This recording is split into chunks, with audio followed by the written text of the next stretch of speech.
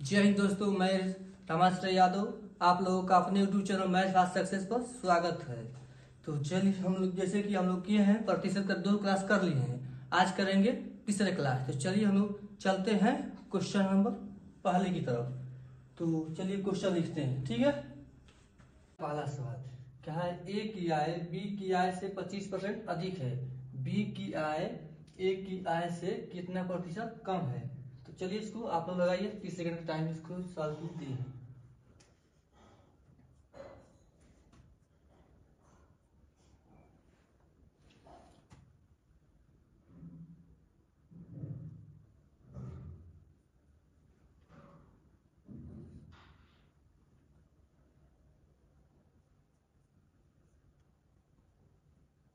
तो चलिए इस सवाल को मैं लगा रहा हूँ। कहा ए की आय बी की आय से 25% अधिक है। ए की आय बी की आय से 25% अधिक है। ए की आय अधिक है, बी की आय से ए की आय अधिक है। क्या? ए की आय अधिक है, बी का आय क्या होगा? 100। क्या होगा? 100। तो इससे 25% अधिक, 25% अधिक क्या होगा? ए की आय कितना आ जाएगा? 125। 125 होगा। तो ये कुछ फिर पूछा क्वेश्चन में, बी की आय बी की आय ए की आय से कितने प्रतिशत कम है? तो बी की आय जो है कितने कम है? तो 25 कम है। किससे? ए से। तो ए का मान कितना है? 125 दिया है। तो 125 प्रतिशत में बदलने के लिए क्या करते हैं? 100 से गुणा।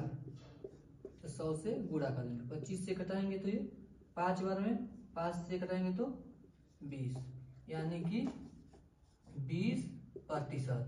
तो चलिए चलते हैं हम लोग अगले क्वेश्चन की तरफ। चलिए तो अगला क्वेश्चन ये रहा। दिया है मोहन की आय श्याम की आय से 40% अधिक है। श्याम की आय मोहन की आय से कितना प्रतिशत कम है? तो चलिए इस सवाल के लिए आप लोग को 30 सेकंड का समय दे रहे हैं, इसको लगाइए। मोहन की आय श्याम की आय से 40% अधिक है। श्याम की आय मोहन की आय से कितना प्रतिशत कम है?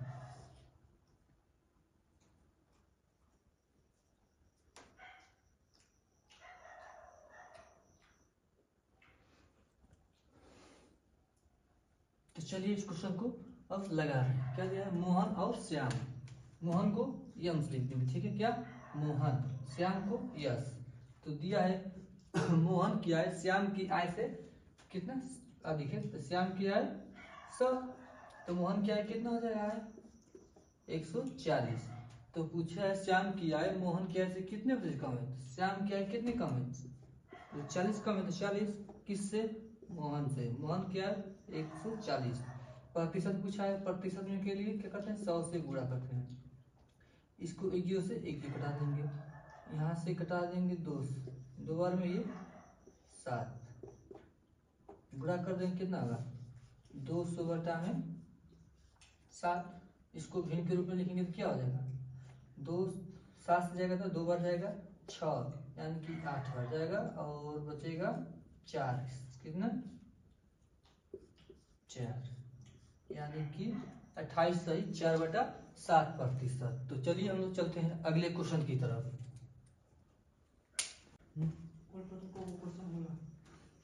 चलिए आगे क्वेश्चन अगले दिया है श्याम की आय राम की आय से 20% कम है।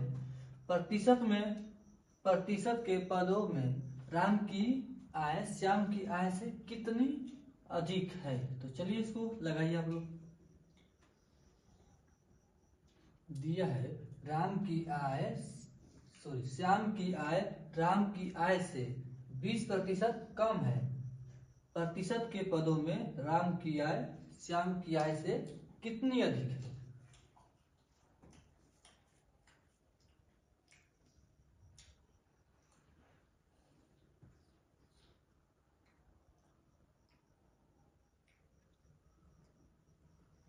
चलिए इसको अब लगाते हैं। दिया है श्याम, श्याम को यस से, ठीक, राम को आर से। श्याम की आय राम की आय से कितना कम है? 20%, यानी कि राम की आय क्या होगी? राम की आय 100, तो श्याम की आय क्या होगी? इससे 20% कम, यानी कि 20 कम। कितना? तो 80 होगा। फिर पूछा है प्रतिशत में बताना है, राम की आय श्याम की आय से कितनी अधिक है। तो कितना अधिक है, राम की आय कितना अधिक है श्याम की आय से, तो 20 लिखेंगे।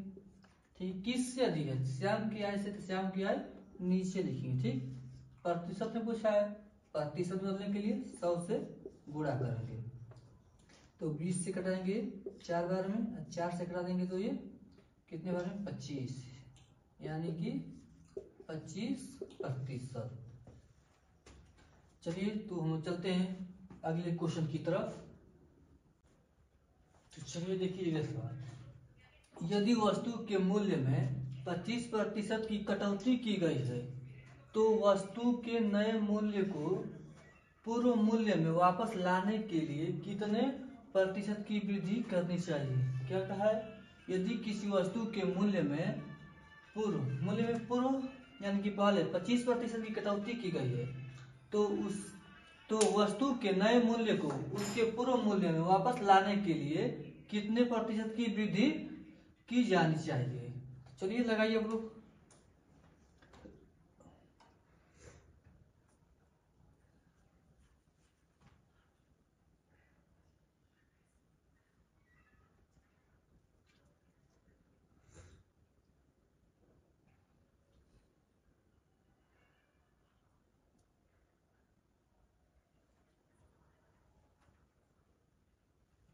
चलिए अब इसको लगाते हैं।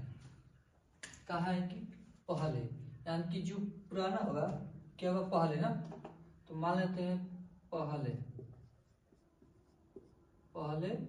और अब दिया है। पहले क्या किया है, 25% की कटौती, यानी कि पहले 100 रही होगी, फिर 25% की कटौती करने के बाद कितना हो जाएगी, 75। अब कितना आ गया, 75। पूछा है वस्तु को नए मूल्य को पूर्व मूल्य में वापस ले जाना, यानी कि 100 बनाने के लिए से कितने प्रतिशत की वृद्धि करनी चाहिए। तो कितना वृद्धि करना चाहिए, 25 कर देंगे। कितने से, मतलब कि अब कितना है 75 से, प्रतिशत बदलने के लिए 100 से गुणा, तो 100 से गुणा कर देंगे, ये हो जाएगा 3, यानी कि 100/3। 100/3 को हम लोग प्रतिशत में क्या लिख सकते हैं, 33.1/3%। तो चलिए हम लोग चलते हैं अगले क्वेश्चन की तरफ। क्वेश्चन रहा, यदि किसी वस्तु के मूल्य में 35% की वृद्धि होती है तो एक परिवार को उस वस्तु की खपत में कितने प्रतिशत की कमी करनी होगी ताकि उसके व्यय में वृद्धि न हो।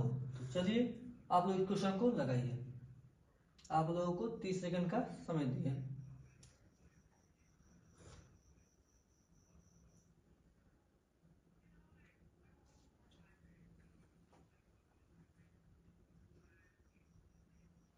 तो आप लोग इस क्लास को शेयर कीजिए और लाइक भी करिएगा, जितना हो सके उतना शेयर करिए, ज्यादा से ज्यादा शेयर करिए।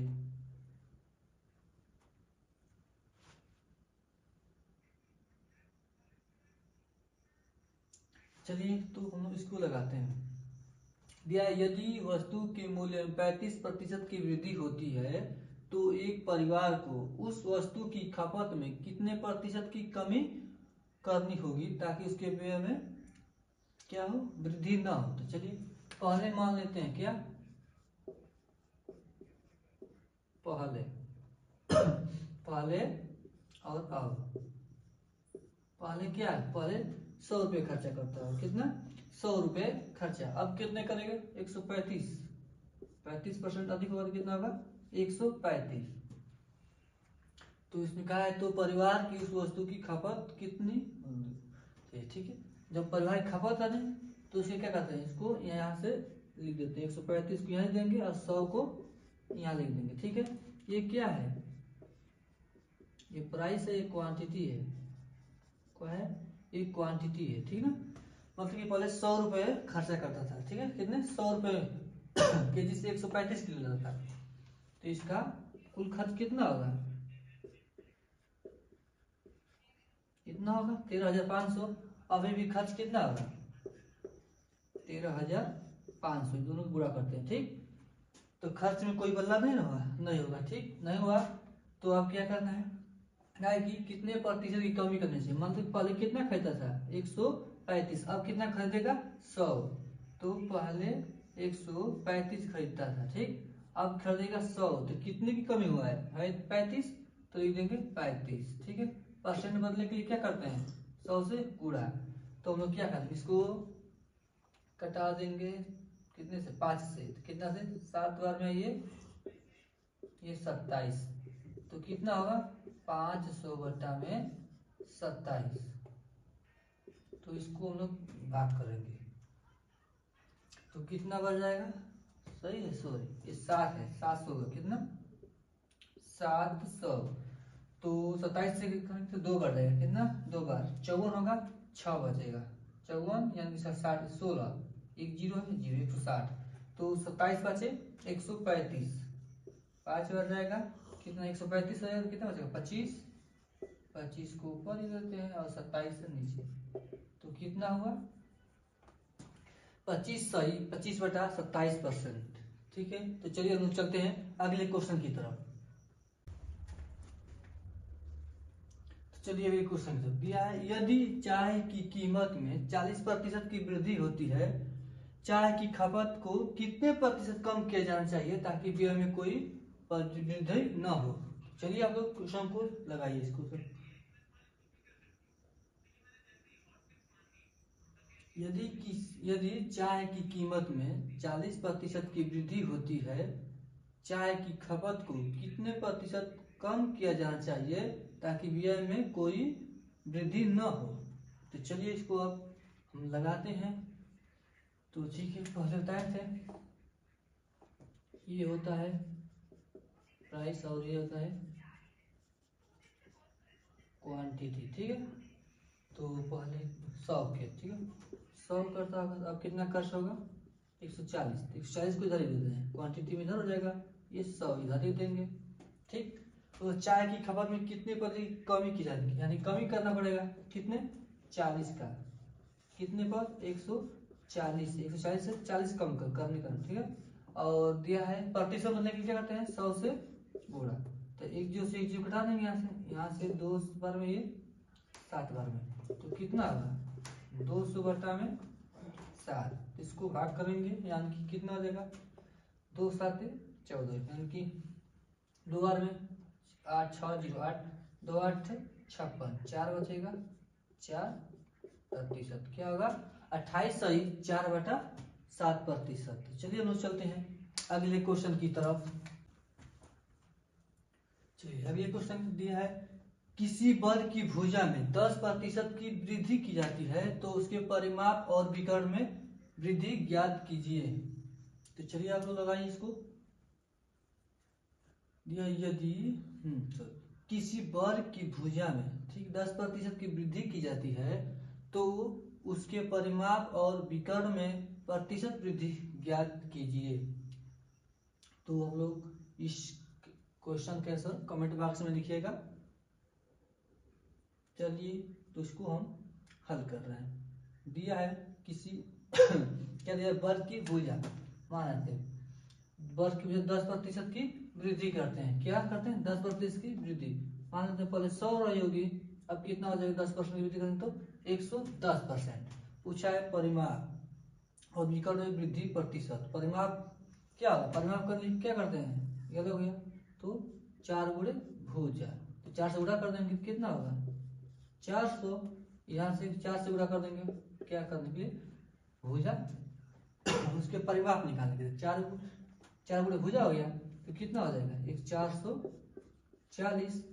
इसमें कितने की वृद्धि हुई, कितने प्रतिशत की 40, 400 से 440 बढ़ी, कितने की वृद्धि हुआ 40 का, 40 का वृद्धि हुआ 40 से देंगे, नीचे क्या देखेंगे 400, ठीक है।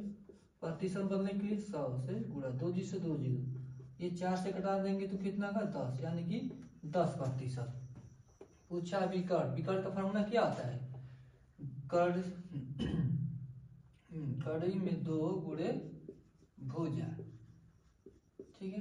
तो कड़ी में 2 लिख देंगे, पहला का भुजा कितना था 100, तो 100 लिख देंगे, और दूसरे वाला का भुजा कड़ी में 2 110, कितना 110, 110 लिख देंगे, 110 110, ठीक है 110 हो गया।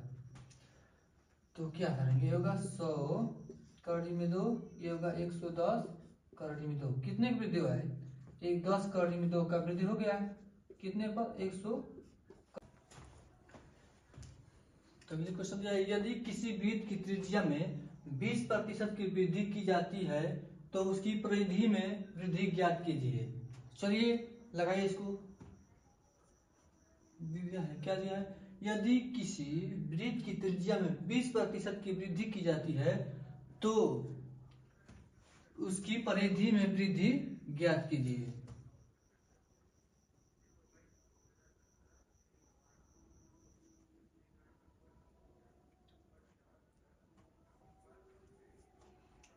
चलिए लगाइए इसको जल्दी।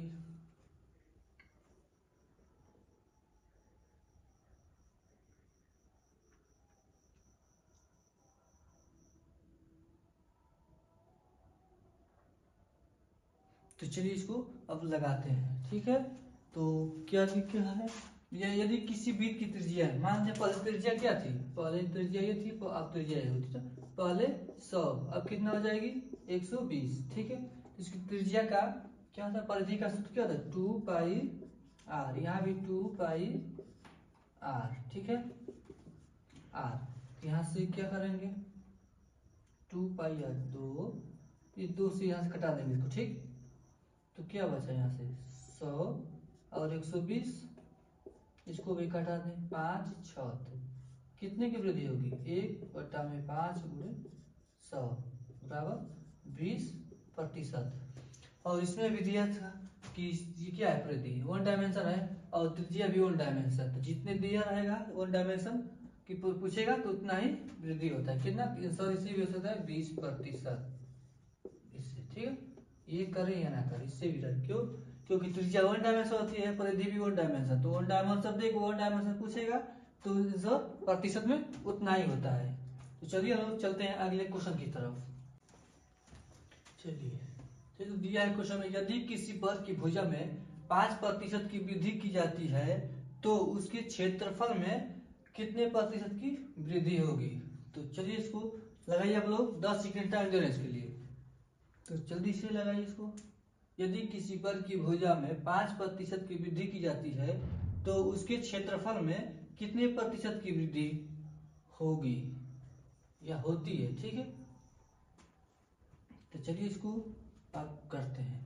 ये दिया है, क्या दिया है, एक वर्ग की भुजा, वर्ग की भुजा क्या है, पहले 100 थी, अब कितना हो जाएगा 105, कितना हो जाएगा 105 हो जाएगा, ठीक ना।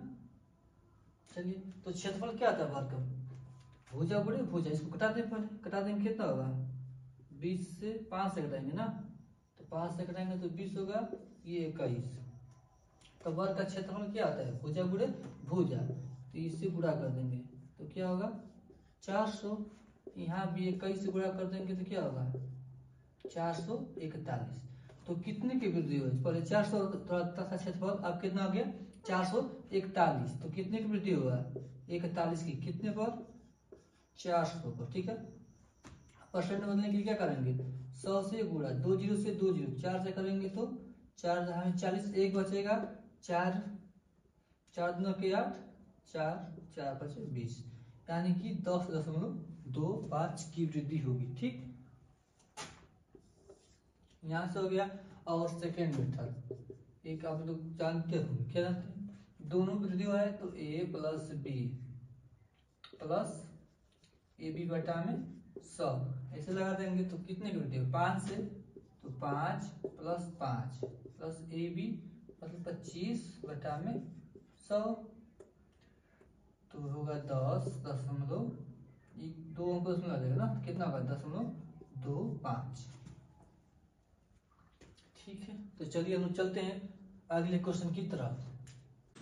तो दिया है, यदि आयत की लंबाई 12% बढ़ जाती है और चौड़ाई 8% कम हो जाती है तो क्षेत्रफल पर शुद्ध प्रभाव क्या होगा। चलिए इसको लगाते हैं, लंबाई, ठीक है, लंबाई और चौड़ाई वृत्त दिया है, क्या दिया 12% बढ़ जाती है, ठीक है, तो 12% बढ़ जाएगी, तो पहले क्या रहेगी 100, उसके बाद 112 और इसमें क्या है लंबाई और चौड़ाई में 8% कम हो जाएगी। पहले 100 था, अब कितना हो जाएगी 92। ठीक है, क्षेत्रफल कितना होगा यहाँ से होगा गुणा करेंगे कितना होगा 112 92 4 2 2 8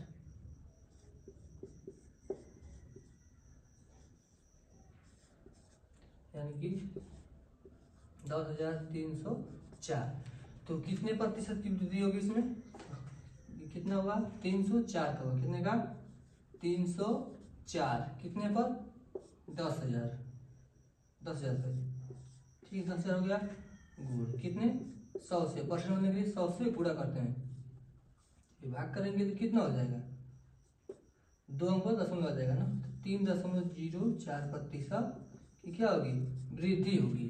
क्षेत्रफल में क्या प्रभाव होगा 3.04 की वृद्धि होगी। तो चलिए हम लोग चलते हैं अगले क्वेश्चन की तरफ। तीसरा क्वेश्चन, यदि एक आयत की चौड़ाई और लंबाई को क्रमशः 10% और 8% बढ़ाने और घटाने पर क्या घटाने के लिए बनाया गया है, इसके क्षेत्रफल में वृद्धि या कमी प्रतिशत क्या है। तो चलिए इसको लगाते हैं। क्या दिया है, पहले चौड़ाई दिया है, ठीक है, तो यानी कि बी, लंबाई एल, चौड़ाई में कितना है 10% की वृद्धि करना है, 10% बढ़ाना है। तो ठीक है, तो 100 होगा, 100 से कितना हो जाएगा 110। फिर क्या किया है, कहा है कि चौड़ाई में 8% को घटाने के लिए, यानी कि 100 से क्या होगा 92, 8% घट जाएगा 92 हो जाएगा। इसको गुणा कर देंगे, इसका क्षेत्र क्या लंबाई गुणा चौड़ाई, तो थोड़ा हो गया यहाँ से होगा तो 2 9 2 11 1 10 0 इतना हो जाएगा। ठीक है, तो कितना बढ़ा 120 बढ़ा कितने के ऊपर 10,000 के ऊपर, तो 10,000 इसलिए लिख देंगे, प्रतिशत बदलने के लिए 100 से गुणा करते हैं, तो 2 0 से 2 0 1 0 से 1 0 और इसको घटाएंगे तो 1.2% क्या होगी वृद्धि हुई थी ना, तो वृद्धि होगी क्या होगी 1.2% की वृद्धि होगी। तो चलिए हम चलते हैं अगले क्वेश्चन की तरफ। तो दिया है क्वेश्चन, एक गोलार्ध की त्रिज्या 19% बढ़ जाती है तो कुल सतह का क्षेत्रफल में क्या प्रभाव पड़ेगा। तो चलिए आप लोग इसको लगाइए, आप लोग को लिए 30 सेकंड का टाइम दिए हैं। क्वेश्चन है, एक गोलार्ध की त्रिज्या 19% बढ़ जाती है तो कुल सतह का क्षेत्रफल में क्या प्रभाव पड़ेगा, प्रतिशत में ज्ञात करना है। चलिए आप लोग लगाइए क्वेश्चन को।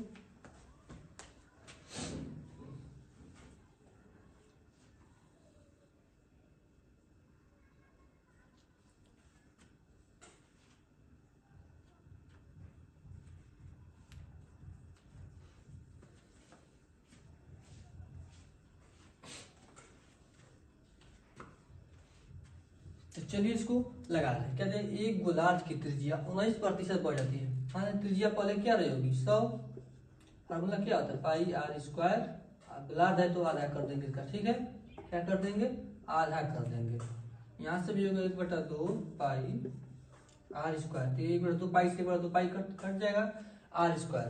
पहले त्रिज्या क्या रहेगी 100, तो 100 का क्या होगा स्क्वायर, अब त्रिज्या कितना आ जाएगी 119, x का 119, ठीक है, तो 100 का स्क्वायर कितना आता है 0 0 0 0, 10,000, 119 का स्क्वायर कितना आता है 14,161, कितना आता है 14,161, तो कितने की वृद्धि हुआ है 41,61 के, कितना 41,61, 10,000 पर ना, कितने पर 10,000 पर, तो परसेंट मतलब क्या करते हैं 100 से गुणा करते हैं, तो 100 से गुणा करते हैं, ठीक, और 100 से भाग करेंगे तो कितना होगा 2 अंक पर दशमलव हो जाएगा, तो कितना होगा 41.61%, कितना 41.61% की क्या होगी वृद्धि होगी। तो चलिए आज का क्लास को यहीं पर समाप्त करते हैं। आप लोग क्लास को शेयर करिए, लाइक करिएगा और चैनल को सब्सक्राइब करिएगा। जितना हो सके उतना ज़्यादा से ज़्यादा आप लोग क्लास को शेयर करिए। तो चलिए हम लोग चलते हैं, अब क्लास को समाप्त करते हैं। ठीक है, अब हम लोग का मुलाकात होगी अगली क्लास में।